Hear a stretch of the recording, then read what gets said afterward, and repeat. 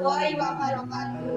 Perkenalkan, kami dari kelas 9I ingin menjelaskan tentang cara kerja komputer, cara memproses, dan cara menyimpan sebuah data. Perkenalkan, saya Yulika Octaviona, absen 31. Saya Melita Octavia, absen 12. Saya Farah Yudiamuti Astuti, absen 8. Saya Rizka Apandi, absen 43.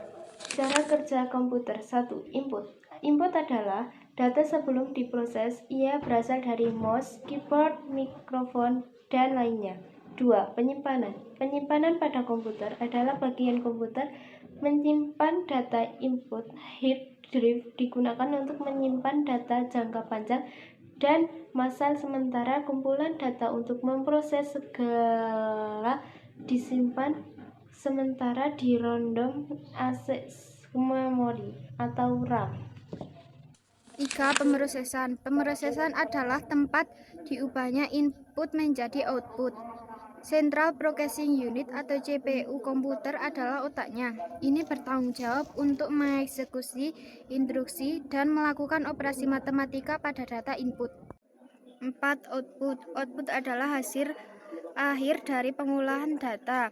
Bisa apa saja dari gambar atau konten audio, bahkan kata-kata yang diketik menggunakan keyboard.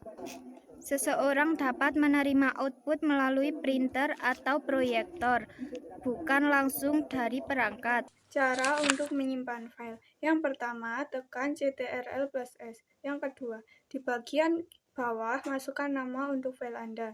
Yang ketiga, di sebelah kiri nama file diganti jenis file. Yang keempat, di kolom sebelah kiri, pilih tempat untuk menyimpan file. Dan yang terakhir, pilih simpan. Tahap pengolahan data kuantitatif terbagi menjadi tahap editing, coding, tabulasi data, analisis data, interpretasi data, serta generalisasi dan kesimpulan. 1. Editing. Tahap editing ini bertujuan untuk memperbaiki kualitas data dan menghilangkan keraguan terhadap data yang sudah terkumpul. 2. Coding. Setelah tahap editing selesai, maka data yang berupa jawaban responden tersebut perlu diberi kode. Tujuannya untuk memudahkan dalam proses menganalisis data. 3. Tabulasi data. Tabulasi data adalah proses pengolahan yang dilakukan dengan cara memasukkan data ke dalam tabel. 4. Analisis data.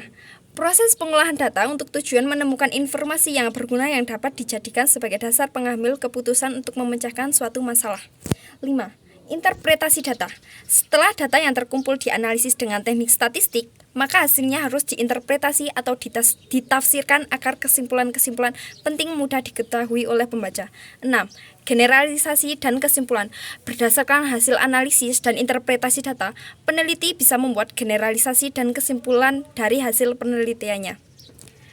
Generalisasi dapat disebut sebagai suatu hal yang berkaitan dengan pembentukan gagasan atau simpulan umum dari suatu kejadian.